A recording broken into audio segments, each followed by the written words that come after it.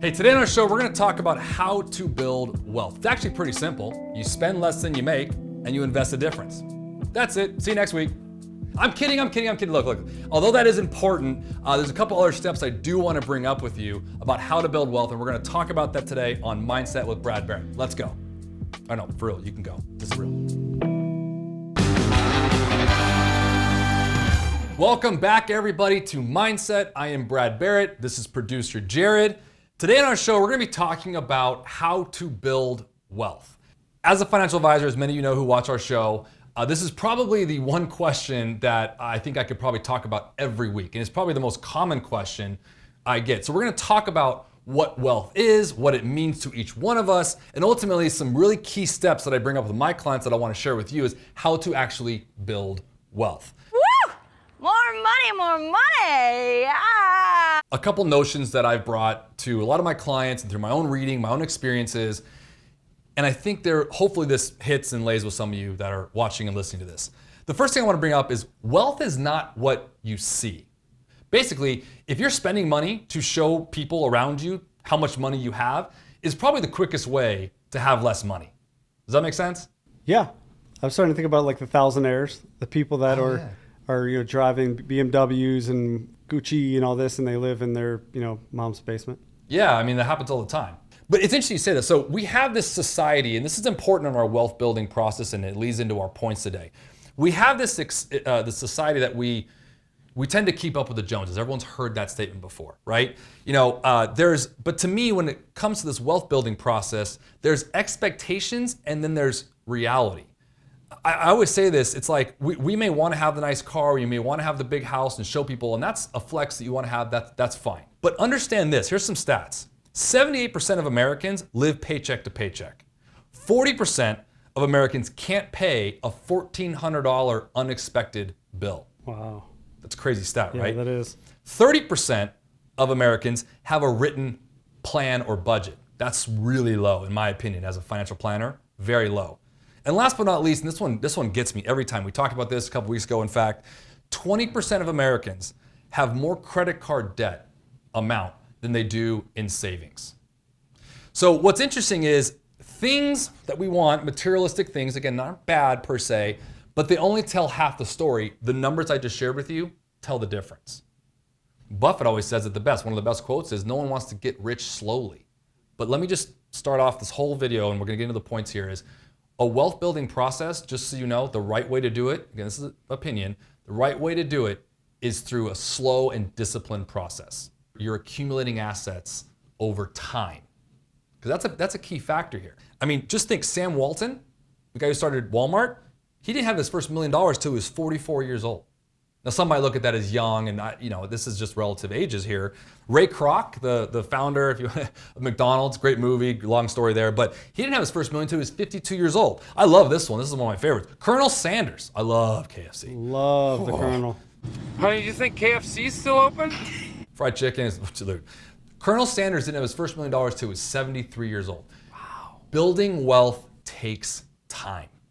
The minute we see in social media or anywhere else that this person has what I don't have or whatever it is, you think they got it overnight, it's wrong. Now, the world will make you feel that way, but it's just not true. Comparison is the thief of joy. You know what, of this expensive world we live in, the one place you can stay for free? Your lane, all right? Don't look over and say, hey, this guy's grass is greener. Stay in your lane, work with what you got, use what God gave you, manage your expectations and what you want to achieve. If your expectations align with what you're doing with your purpose, whether it's work or extracurricular activities outside of work, you will find contentment and happiness in this world. Like I said, this isn't the sexiest process in the world, but it does work. So you're not going to advise I go buy a lottery ticket?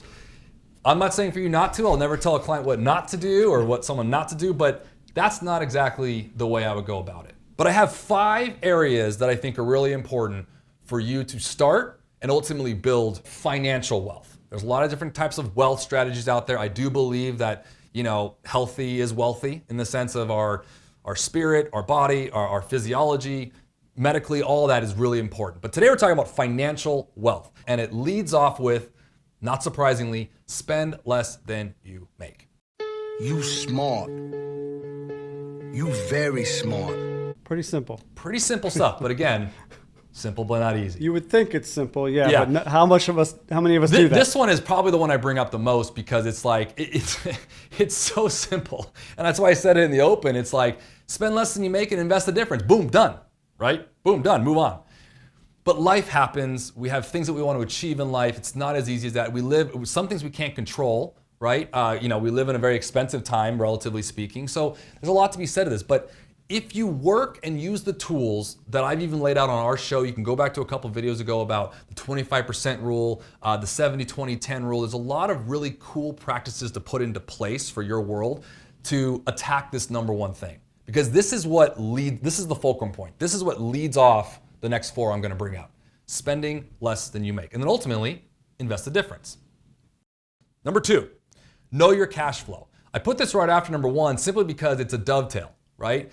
If you're spending less than you make, you should have a good grasp of your cash flow. And what I mean by cash flow is your discretionary income, what's coming in and how you are planning to use it and where you plan to use it.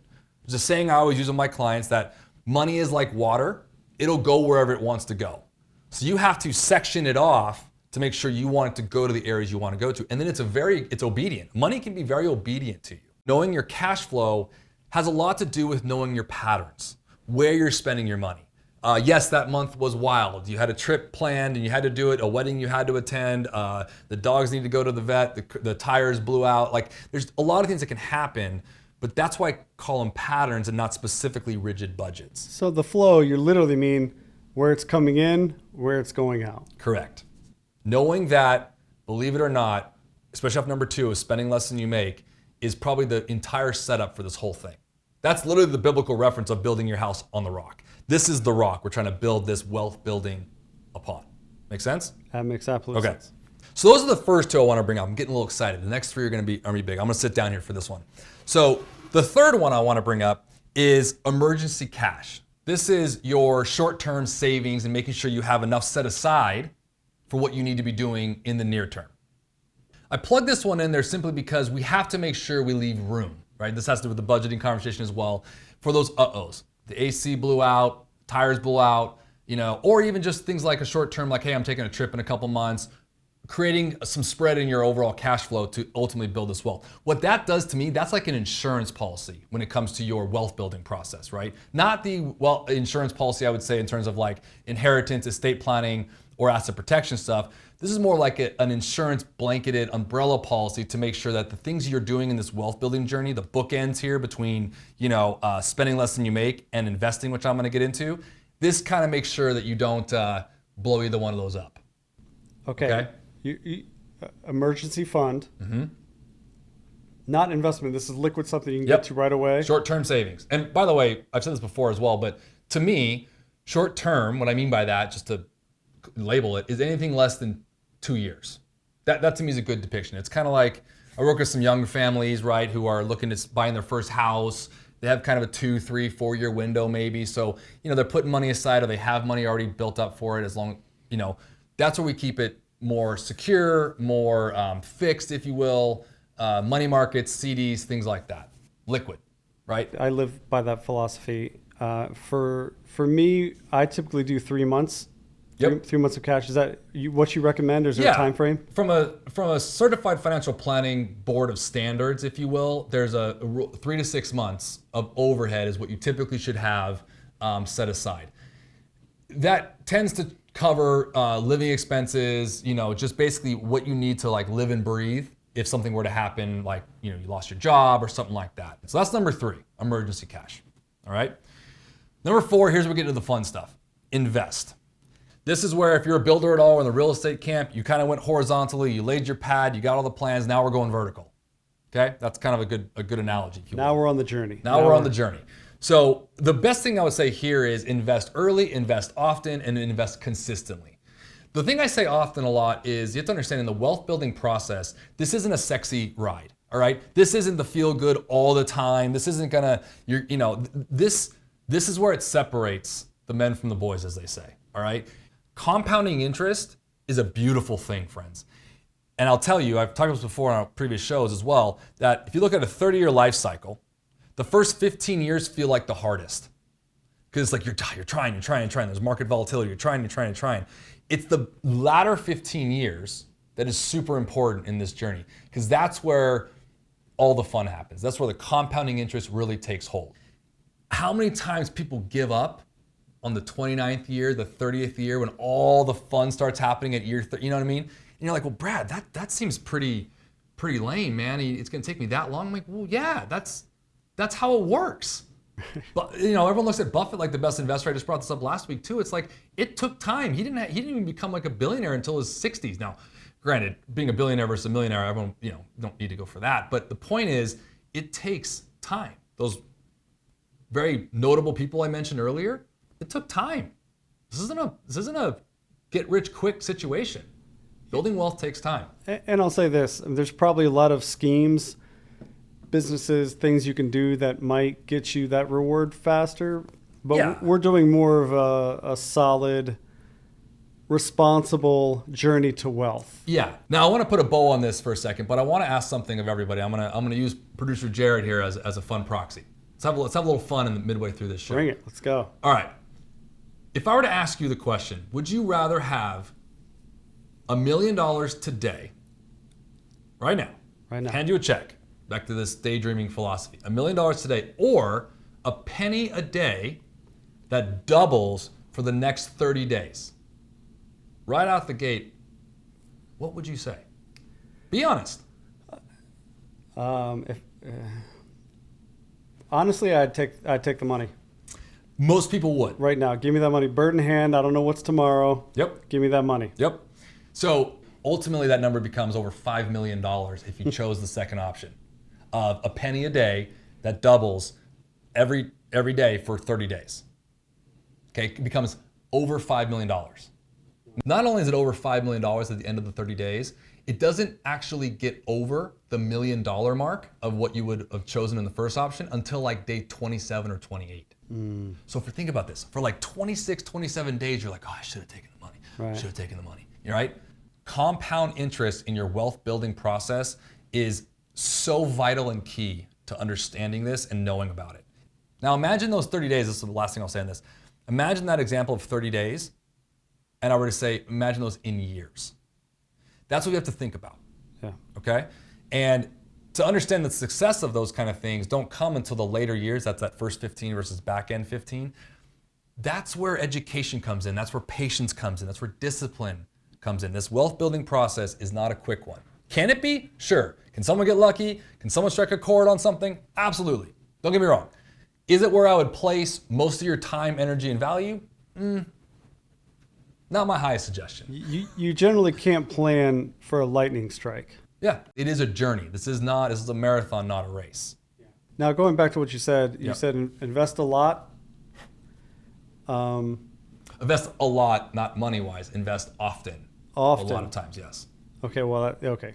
Not a lot. So the notion of what to invest, like, Brad, well, how much should I be investing? Again, go back to some rudimentary rules. If you're spending 70% of what you make on just life and living for today and doing the things you need to do, 20% of it's going for short term to kind of adjust for some things for your own life, for your family, for situations. And that last 10%, that's the amount that works for you at that point. That's great. It's just consistently doing it paycheck to paycheck every single time. Yes. And then as your life changes, let's say you get a bonus or you get a raise or a new job with a higher salary, keep those percentages and just increase the numbers. Now, you're saying investing is a pretty broad term. Yeah. It's pretty general. It is. Fun fact for you all, there's really only 5 places to invest in this world. Do you know that? I did not know that. Yeah. But very simply stated, you can invest in cash, CDs, money markets, cash in your pocket, the cash you buried in your backyard. That's just cash, right? That's number 1. Number 2, real estate. Your primary home, maybe a rental property, raw land, corporate, whatever, just the real estate environment. There's equities or the capital markets. You can invest that in a stock, mutual fund, ETF, indexing funds, anything like that in the capital markets, the public market. Then you got fixed income. We know those as bonds. All right. And the 5th and final one is commodities. Oil, gold, silver, corn, orange juice. I mean, there's commodities for everything. And by the way, in that visual, if we have our job is to have exposure to all these areas for our clients. If the market goes down, we want to make sure that money has to go somewhere. It just doesn't dissipate into thin air. So our job is to make sure we have exposure so that if the markets go down, typically you might see a good inverse relationship is equities to fixed income. If the stock market tends to be volatile or go down, you're usually going to see an influx into fixed income, into cash or money markets, right? So having exposure there will do two things. One, it'll smooth out your returns over time, but two, it'll also limit and help with the risk loss in that current volatile year. Right. So when I say invest often, invest consistently, meet with your advisor about that and specifically ask about where you're placing your money. And that leads me to my fifth and final one, which is you got to understand taxes. We did a whole show on this on purpose, okay? It doesn't matter what wealth you have right now or where you're going to be going to. Knowing your taxes and how you are taxed is key. I said it on this show, but it's not what you make, it's what you keep. So as you become successful in your wealth building process, which I pray and want for every single one of you watching here, which is why I'm doing this show every week and why we talk about it with our clients and on all of our media programs, is I want the education around our world, particularly in our country, to understand these principles so that you do become successful. It's not a matter of if, it should be a matter of when. So when you become successful, and even along the way, I should say, knowing your taxes and how those, affect your wealth building is hugely important. Having a good CPA is important. Having a good financial advisor who can talk with you about taxes and, what you're investing in and what the tax implications are is very important. Well, yeah, if you don't know the right taxes, you got a big hole in one of your buckets. Your money's just pouring back out. Yeah. It's going to be a lot harder to get that wealth if you're just giving away that money and not knowing 100% how to keep it. 100%. Some final thoughts here is our philosophy here at Mindset in general, right, is wealth can mean more than just money. Absolutely. Okay? I will say this, that in my 20 years of working with clients, I have seen this statement to be true. We tend to spend our youth sacrificing our health for our wealth. And if we do that without not looking at only looking at money and making money, and that's what we think wealth is, what happens is we then, as we get older, tend to that inverts, and now we're spending our wealth, sacrificing our wealth for our health. So striking a chord of balance through the process is really key. And what I mean by that is your well-being, spiritually, mentally, physically, right? Your family time, all those kind of things. That's what, anything God has blessed you with allows you to steward that and grow wealth. Absolutely. Wouldn't you agree? I would most definitely. And, when we generally talk off camera, we both, the Lord has blessed us abundantly with love and family, marriage. Yeah. And I think at the end of the day, when you're talking about really being content, rarely have I ever met truly content people that say they're content because of solely money. It's love, it's family, it's things like that say, no, I'm a happy, blessed man. I'm the wealthiest man in the world. And that's the way I feel. Yeah, you always love when you hear that. And as corny as that may sound, many of you watching and listening to this, if you buy into that notion, it'll help you through a lot of troubles in life, right? If money becomes your security blanket, that's a signal for you. If money is your security blanket right now, take stock in that. Listen to this, bookmark this, come back to this, but go and seek counsel to figure that out. Because it's not that it's necessarily a truly just bad thing, it's like a warning signal on your dashboard, something to check into. Because if you let that go on too long, then all your security, all your hopes, your dreams, even your joy and happiness gets wrapped up into a number. I mean, look, to be candid with you, it's okay if your goal is to amass wealth. If that's the goal of yours, who am I to tell you otherwise? I would just say along that way, make sure that your identity is not wrapped up in it. Because if it doesn't work out for you, or even if it does, being a good human is still very important. Okay? Yeah, because, that's what I would say there. It is, you build that wealth, there's nothing wrong with that, like you said, but you can't take that with you when you go. You can't. You're leaving all that wealth behind. Some final thoughts is, look, let's be real. Building wealth requires sacrifice. Anything good in life does. There's a trade-off, right? If you're not willing to sacrifice a little bit of present comfort now, in my opinion, you'll never really be able to enjoy future freedom, particularly with your money. I like that. I mean, it's, we talk about the future you. taking care of that future. Maybe don't buy the boat now because that money could exponentially grow and give you a lot of comfort later. I hope you enjoyed that today. Talking about wealth building process is huge. I want to leave you with this last thought. And it has a lot to do with what I said in the beginning of the show. To me, rich is loud and wealth is silent. Do your thing, build your wealth. You don't have to announce it to the world. You don't have to show it through all your stuff. I know the world makes you think like you do, but you don't, okay? And I know that might sound like a weird ploy just to kind of say that, but it's coming from the heart, from an advisor who works with hundreds and hundreds of clients, been doing this for over 20 years. I've seen the successes come, and you can have all those things, but there is an appropriate time and place. This world, the marketing that we all have coming to us right now, makes us feel that the time and place is right now, and I challenge that. So, rich is loud, wealth is silent, and know the difference, and figure out who you are as an investor, and ultimately what you want to do. Yeah, pay attention, and the future you will thank you. It's good. We'll end on that. Thank you guys. Hey, subscribe to our channel, share this with somebody, bookmark this for later. We always appreciate our followers. Leave us a comment. Let us know where you're watching from. It always helps us to kind of know who we're reaching, how we're reaching it. And if anything was said today, that you liked or any questions on it, leave us a comment on it. It's always really important for us to hear feedback. And as always, if you lead with love, everything will be okay. We'll see you next week.